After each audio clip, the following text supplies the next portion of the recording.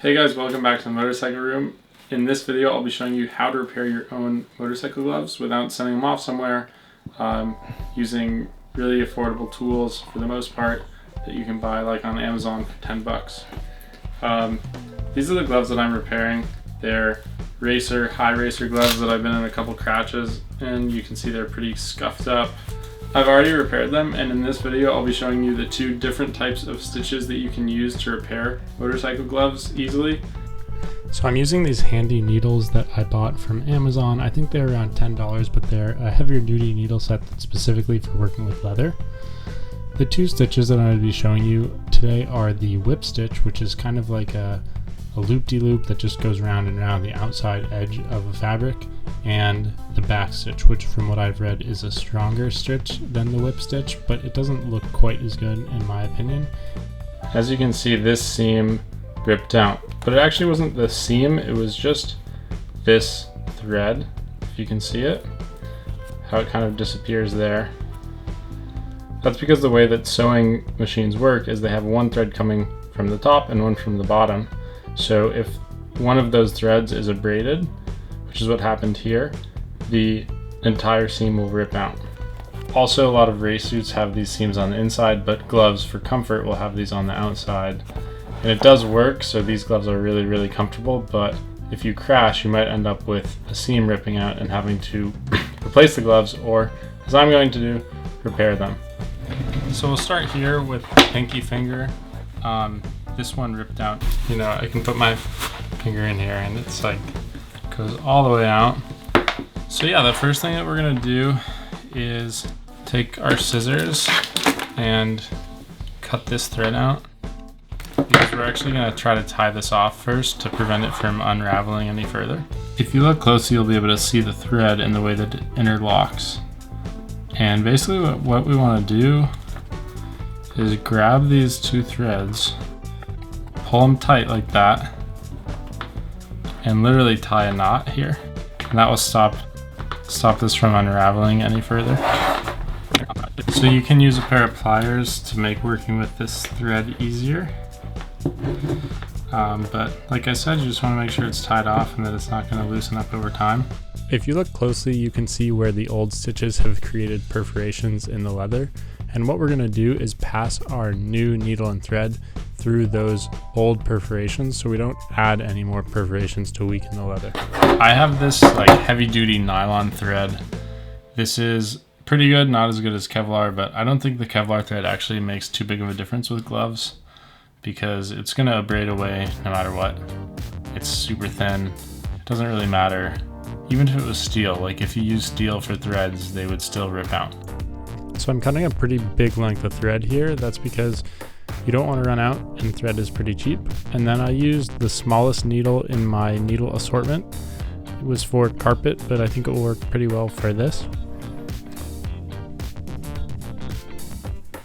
I'm using a double thread because I think it will be stronger and more resistant to abrasion in the event of a crash. And then I tie a knot at the end to stop it from unraveling. I'm using the whip stitch here that we talked about in the beginning of this video, which is basically just me going through the holes and then going around and going through the next set of holes, kind of like a spiral. It's the best way that I imagine it. It's actually a super easy stitch, relatively fast for hand sewing is what I've found, and it looks pretty good when you're done with it too. Before starting the whip stitch, just make sure that you tie a knot to prevent your stitches from unraveling as you sew them.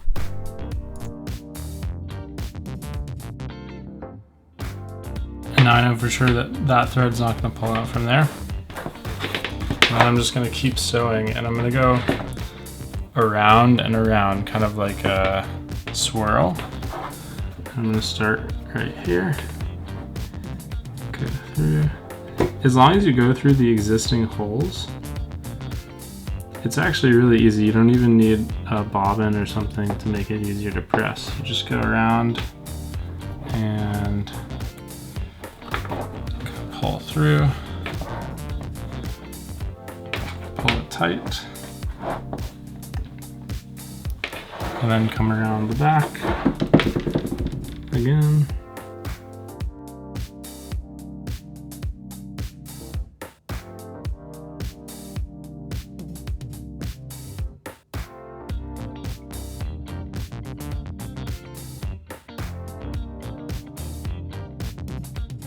at this point we're basically done with this seam. All we have to do now is loop this section off. So I did one final hole, and basically we're just going to loop the needle through this section to tie it off.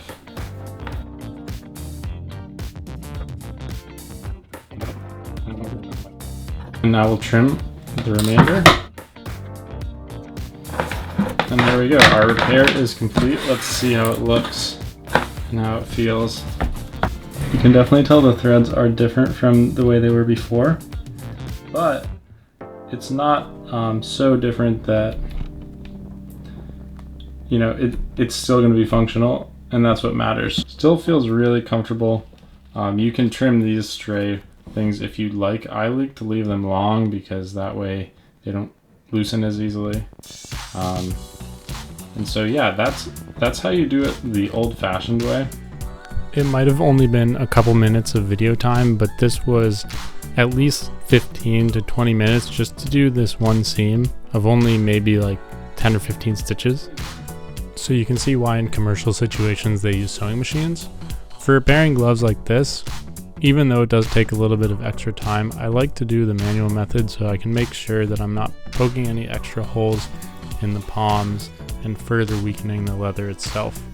It's pretty easy to replace threads and to re-sew seams, but it's pretty hard to replace leather if it actually rips out. I went ahead and did the same whip stitch on the middle finger of this glove, and I think it looks even better than the first one that I did. I used a lighter to clean up the end knots and stop them from unraveling. This is a common way of making sure that your knots don't unravel, and we'll see how it holds up.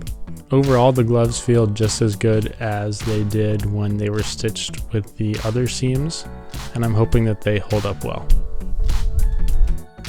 This is one section of glove that I will repair with the sewing machine because the strength here really is not as important, and it's also just going to be much easier to sew through this on the sewing machine than it is to do a real stitch with the hand stitch.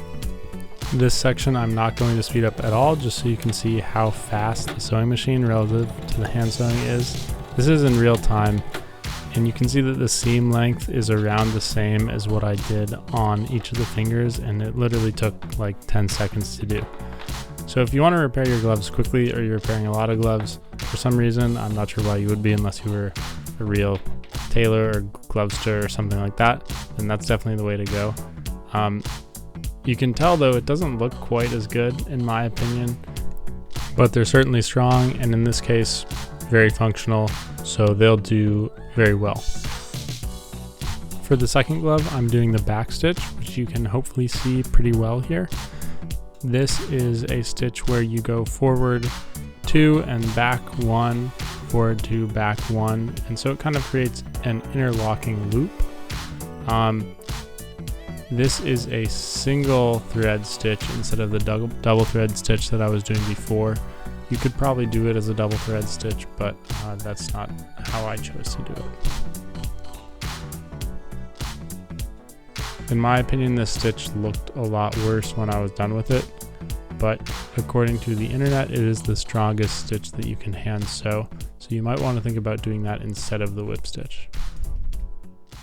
The general procedure is the same. You want to tie off your first stitch and then go through the existing holes so you don't create additional perforations in the leather, and then tie off your last stitch too, and singe those knots with a lighter.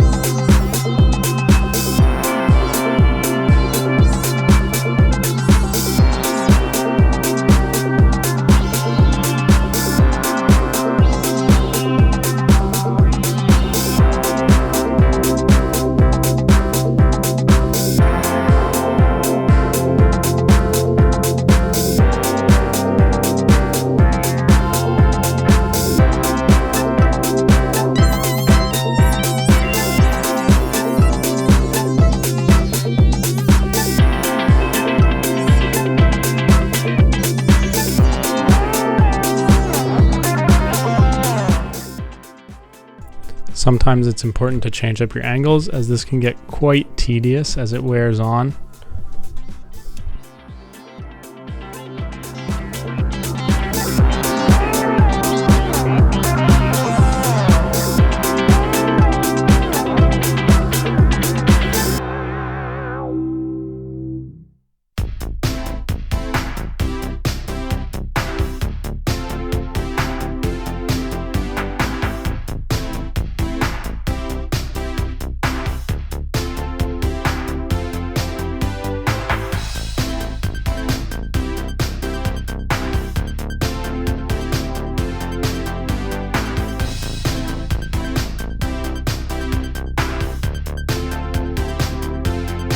So I finished, and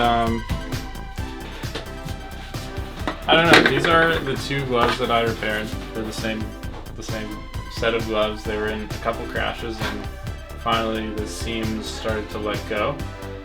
And I repaired them in two different ways. So this glove I repaired using like a whip stitch or an overstitch, or I'm not exactly sure what you call it, but you can see it kind of is this circular piping type thing.